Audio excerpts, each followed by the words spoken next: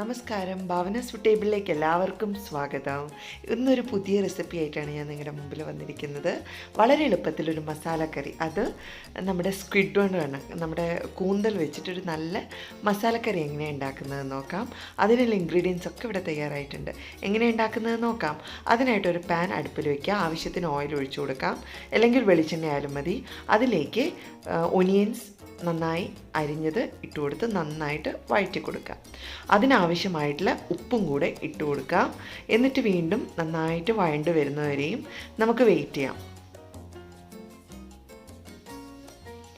Ginger garlic paste 2 table spoon ചതച്ചത് ഇട്ട് കൊടുക്കുക.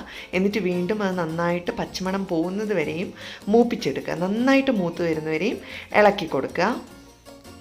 ഇനിയൊരു മിക്സിയുടെ ഗ്രൈൻഡിങ് ജാറിലേക്ക് കുറച്ച് കോറിയാണ്ടർ പൗഡർ ഇടാം. നന്നായിട്ട് അരച്ചെടുക്കാൻ വേണ്ടിയിട്ട് കുറച്ച് മസാല നമുക്ക് അരച്ചെടുക്കണം.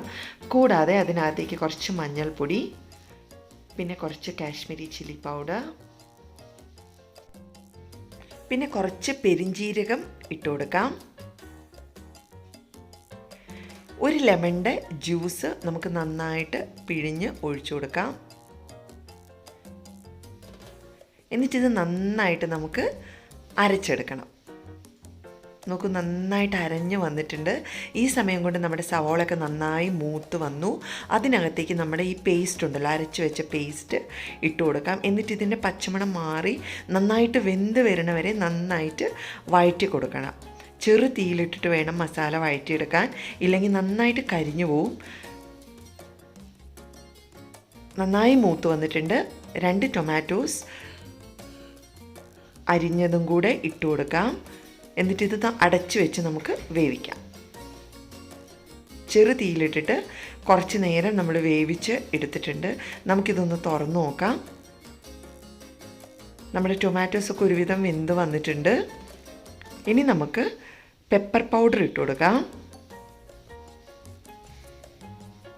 കുറച്ച് ഗരം മസാല പൗഡറും കൂടെ ഇട്ട് കൊടുക്കാം. എന്നിട്ട് ഇതേപോലെ തന്നെ ഇത് വീണ്ടും വേവാനായിട്ട് ചെറു തീയിൽ ഇട്ടിട്ട് നമുക്ക് വേവിച്ചെടുക്കണം.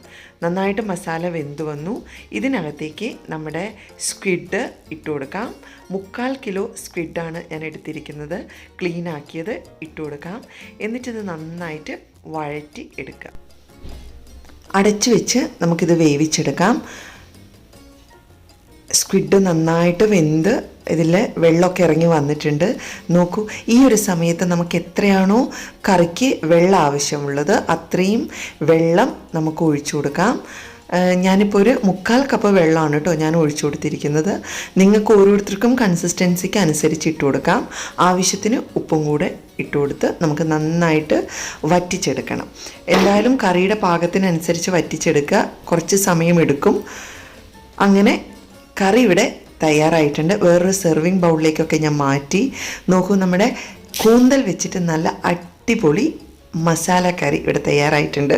ചോറിൻ്റെ കൂടെ അല്ലെങ്കിൽ ബ്രേക്ക്ഫാസ്റ്റിൻ്റെ കൂടെ എന്തെങ്കിലും ഇതിൻ്റെ ചപ്പാത്തി, അപ്പം, അത് പൊറോട്ട, ഇതിൻ്റെയൊക്കെ കൂടെ പോകുന്ന നല്ല അസല് കറിയാണ്. എല്ലാവരും ഉണ്ടാക്കി നോക്കുക.